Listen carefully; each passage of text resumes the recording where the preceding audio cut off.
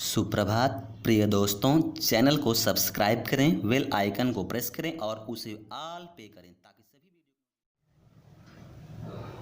Video. सुप्रभात प्रिय छात्र छात्राओं, मैं सुनील प्रजापति आप सभी के लिए ऑनलाइन क्लास में कक्षा 9 हिंदी मीडियम के एनसीईआरटी के प्रश्नों पे डिस्कस करेंगे।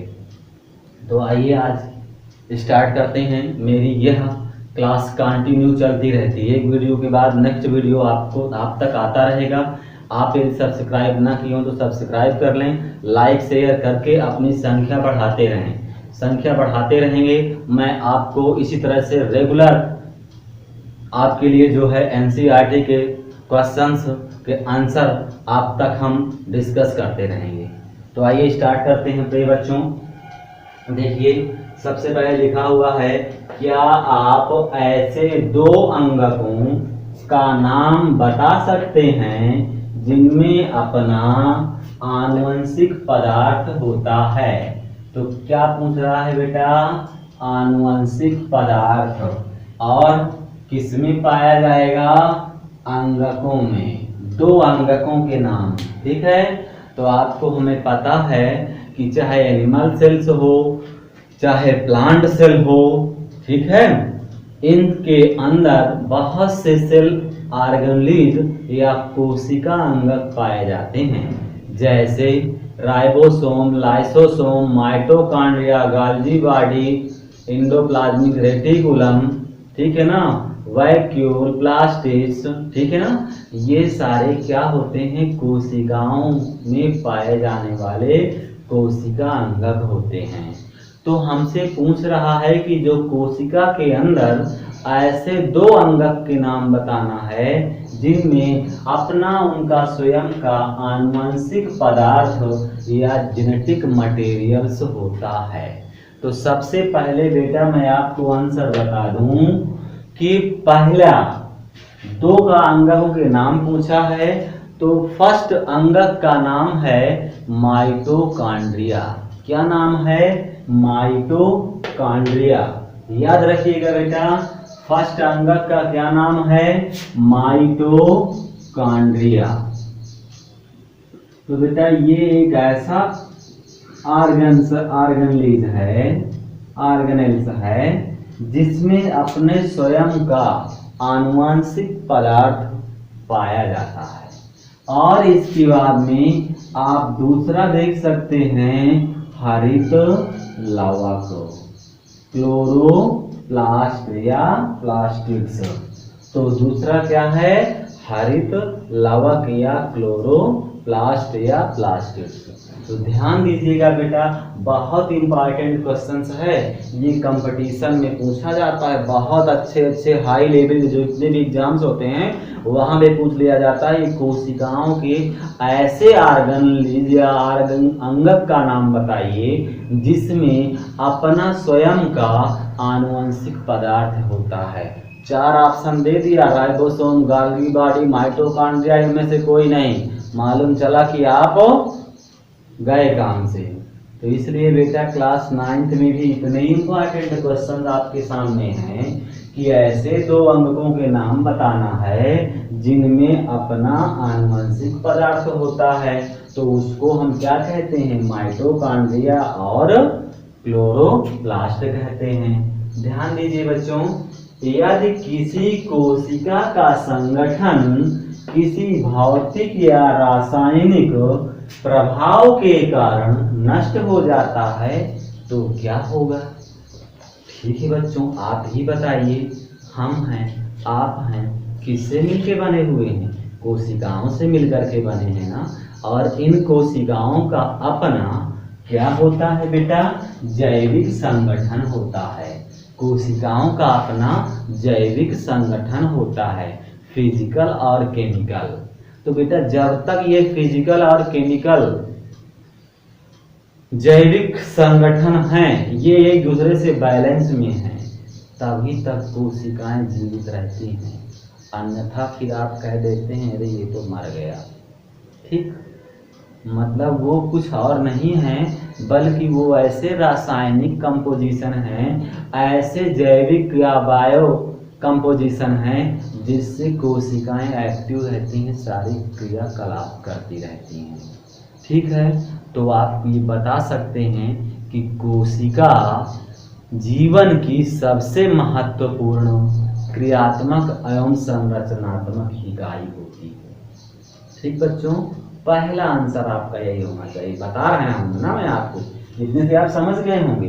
ठीक है, लेकिन और भी आपको विस्तार से बता रहा हूं कि कोशिका जीवन की संरचनात्मक एवं क्रियात्मक इकाई होती है। ठीक है, और जीवन की सभी मूलभूत कार्य कोशिकाओं में ही संपादित होते हैं। ठीक है, यदि किसी कोशिका का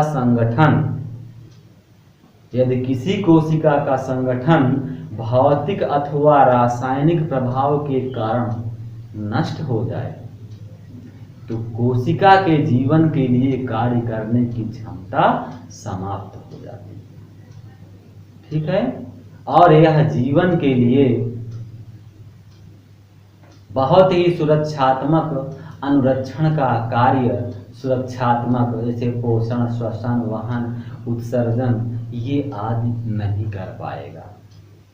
तो अब आप समझ गए होंगे ना कि यानी कि अगर कोशिकाओं का जैविक संगठन भौतिक या रासायनिक प्रभाव के कारण नष्ट हो जाता है तो इसका मतलब आप समझ चुके होंगे। ठीक है, कि तो कोशिकाएं क्या हो जाएंगी, मृत हो जाएंगी, मर जाएंगी, है ना। एकदम सरल शब्दों में आपके अच्छा लग रहा है ना, तो फिर लाइक और शेयर कर दीजिए और कमेंट कर दीजिए। ठीक है, आइए आगे देखो बेटा, बहुत इंपॉर्टेंट क्वेश्चन है कि लाइसोसोम को, बेटा एक सेल ऑर्गेनेलिज है, लाइसोसोम को आत्मघाती थैली क्यों कहते हैं, ये भी आपको समझना है। लाइसोसोम को आत्मघाती थैली क्यों कहते हैं, तो ये आपको समझना पड़ेगा।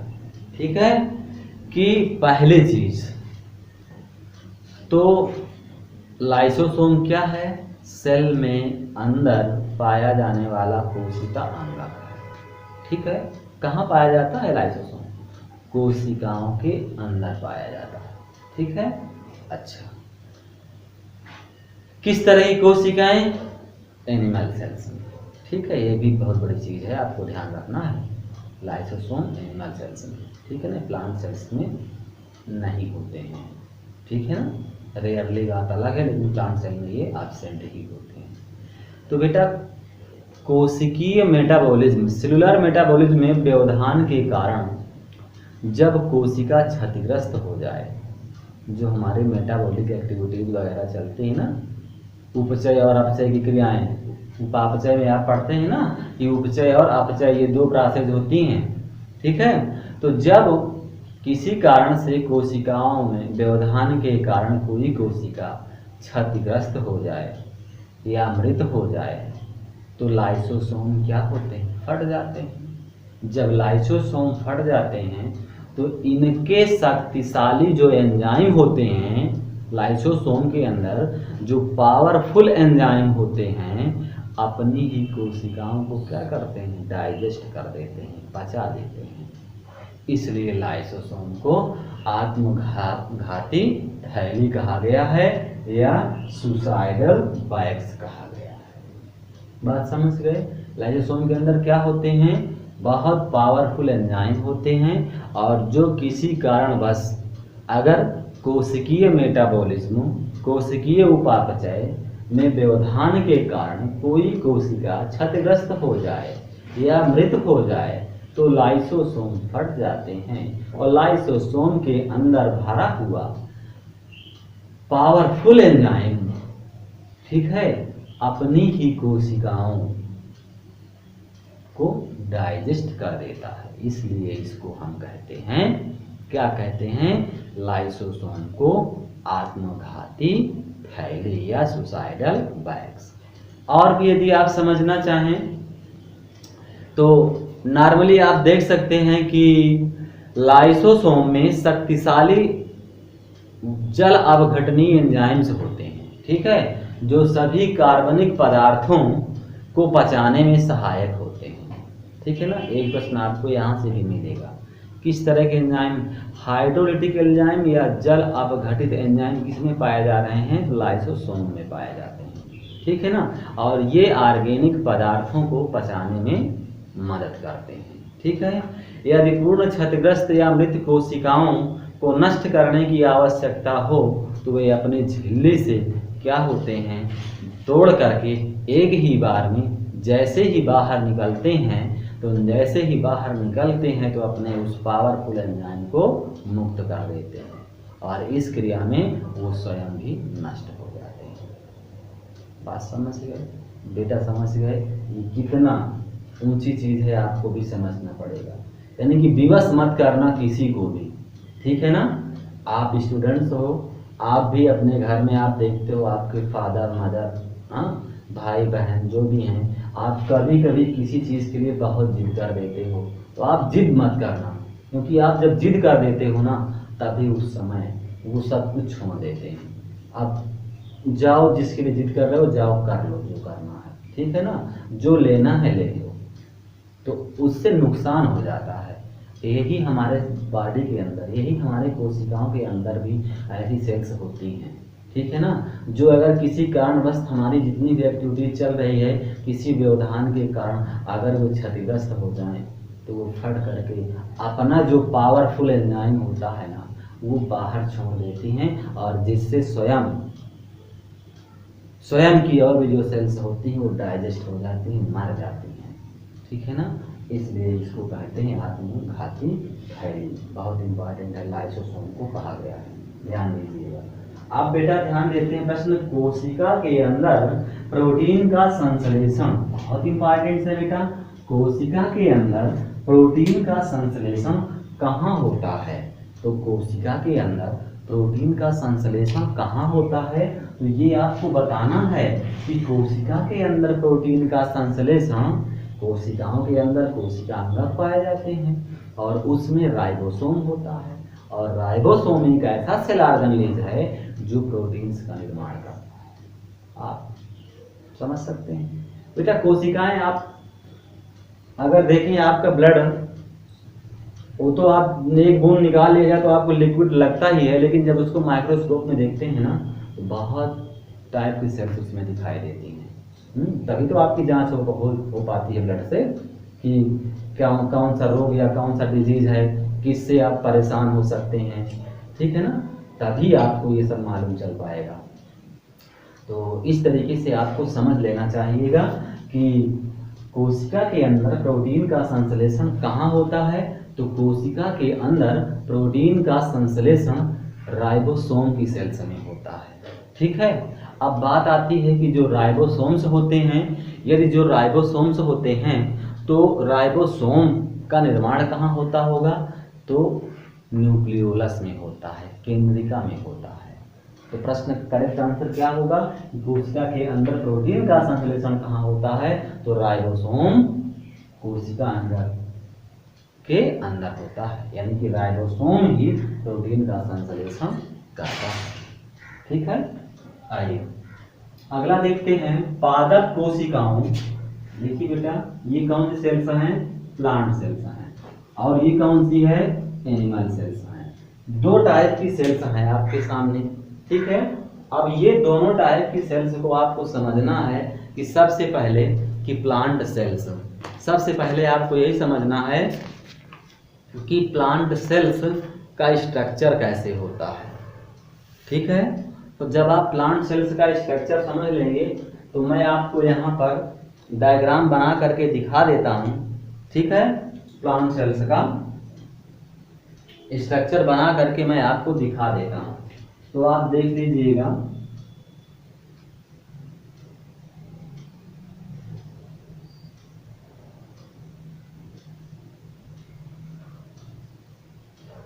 ये कुछ ऐसी सेल्स हैं जिन्हें आप देख सकते हैं, ये प्लांट सेल्स। ये मैं आपको क्या बना रहा हूँ, प्लांट सेल्स बना रहा हूँ।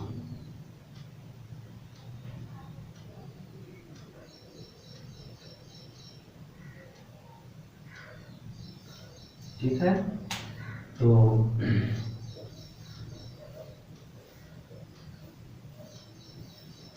ये मैंने आपको बना दिया, क्या बना दिया, प्लांट सेल्स, ठीक है ना।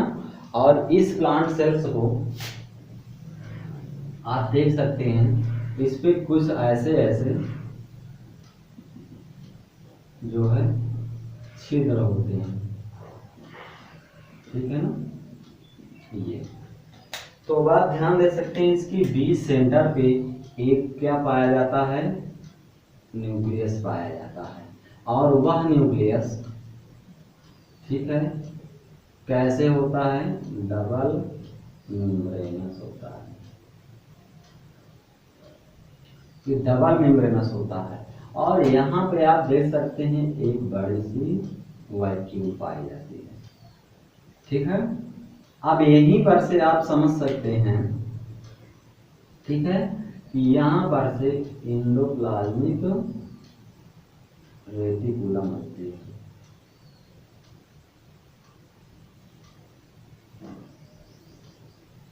ये देखो एंडोप्लाज्मिक रेटिकुलम होती है। और इसी एंडोप्लाज्मिक रेटिकुलम पर आप देख सकते हैं, ये देखो राइबोसोम लगे हुए,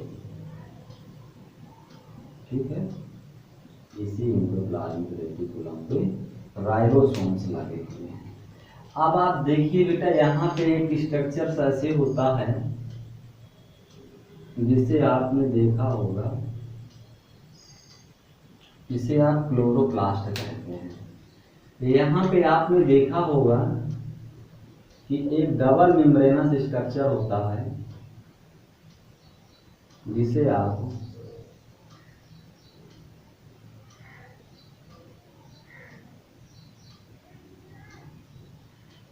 माइटोकॉन्ड्रिया कहते हैं, ठीक है। तो ये माइटोकॉन्ड्रिया है डबल, ठीक है। तो सबसे पहले आपको मैं बता दूं कि इसमें जो आउटर लेयर होती है उसको हम सबसे पहले हम कह सकते हैं कि ये क्या होती है,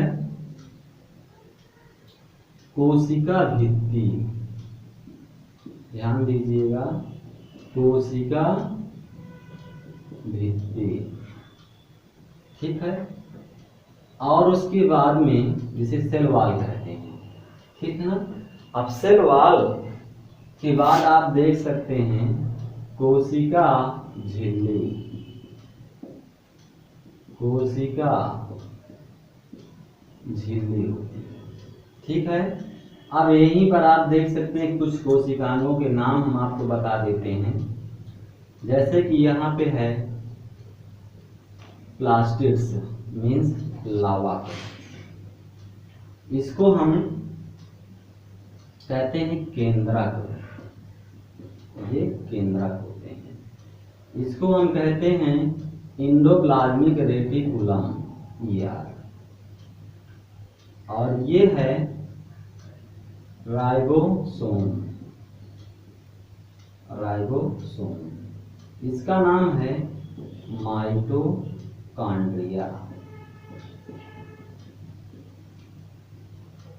इसका नाम है रिक्तिका, ठीक है। और इसमें जो भरा हुआ जो मटेरियल्स है, ठीक है ना, ये सब इसमें जो भरा हुआ जो मटेरियल्स है उसको हम क्या कहते हैं, उसको हम कहते हैं कोशिका द्रव्य, कोशिका द्रव्य। अब जो न्यूक्लियस के अंदर जो भरा हुआ मटेरियल्स है उसको हम कहते हैं केंद्रक द्रव्य, इसको हम केंद्रक द्रव्य कहते हैं। यहीं पे अगर हम आपसे कहें कि बेटा ये जंतु कोशिकाओं का डायग्राम कैसे होता है, तो आप बहुत सिंपल से, बहुत साधारण तरीके से ये इस तरह का आप देख करके बना सकते हैं, ठीक है।